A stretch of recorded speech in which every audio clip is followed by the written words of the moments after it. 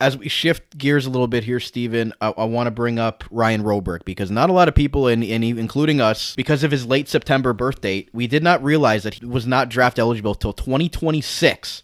So pretty incredible that he started the season when he was 15 years old, and he obviously broke every IceDogs rookie record that there was as a 16-year-old and as a 17-year-old for 17-year-old rookies. Really reset the record books here in Niagara. Early projections, what have you seen from Ryan Roobroeck? And I know you have a funny story as well. Yeah, well, I'll start with the funny story. So last year, watching him at the Whippy Silver Stick tournament, and I can't remember which team it was he played. I want to say it was the Mississauga Senators, but I might be wrong. And at the time, I was saying to a scout, I'm like, man, I really wish we could see a bit more from Roobroeck right now. Like, he's such a skilled player. I've watched him so many times. I want to see him score. Empty net from his own zone, takes a wrist shot, bar down. You don't see that every day.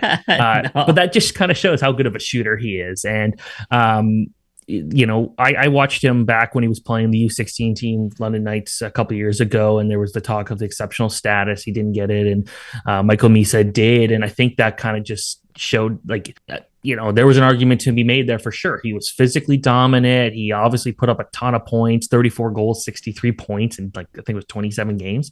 I don't know why I memorized that number, but he just going out there and controlled the pace of play. And then I think some people were kind of hoping to see a bit more from him last year. He still scored 51 goals, but it was like, okay, can he put that effort in every single day? And I think what we saw this year was, that effort was there. He's motivated. He had to prove to himself, I'm one of the best prospects in the OHL. I'm trying to chase a high draft spot in 2026, and the fact that he is younger gives him a bit more of a runway. You often see guys who might only become a top line player in their second year in the OHL, and for him, he's going to have a lot of extra time to play those key minutes and be a big part of the team as they continue to move forward. So him going out there and getting 51 points this year as a rookie, outstanding numbers. It's just kind of like, hey, let's see the help he gets the next couple of years. Is he someone in his draft year we're talking about 60 goals, 100 points? I could see that happening. So it is going to be a bit, but I guess that also kind of is exciting for Niagara fans, where in that third year playing there, all the eyes will be on him there, and he'll be kind of at the top of his game. Yeah, what do you think the ceiling is in terms of his placement before this season happens? Let's say, it just goes as projections, it's the way too early 2026 draft. What is the potential in terms of what you're hearing and where he could potentially go? Again, way too early. Definitely way too early. But I'd say the one thing for sure is we're looking at a guy who's going to be fighting for a top 10 spot. And that's crazy because he's been just for a few years now, he's been kind of near the top of rankings. And it's the physicality for me, the way that he's kind of just built. You could see a guy that's just there to really make some noise and get in the way. And you see the numbers, and it's only going to get better from there. So right now, I don't have a ton of concerns about his game. Again, I was like, let's just see that effort every single night. And I think we saw that from him this year.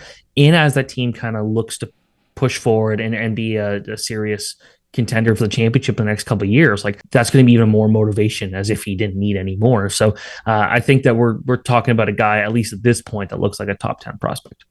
What would you like to see from him in his second year? Obviously, he had a great 16-year-old campaign and broke every rookie record that Niagara had. But from a developmental standpoint, we know he's going to put up points. But what would you maybe like to see him, take a big step in as he goes into his second year? And then obviously he's going to have another full year before he's drafted. But what would you like to see from Ryan Roobroeck as he goes into his second year with Niagara, a team that's continuing to try to build and develop back into a competitive program?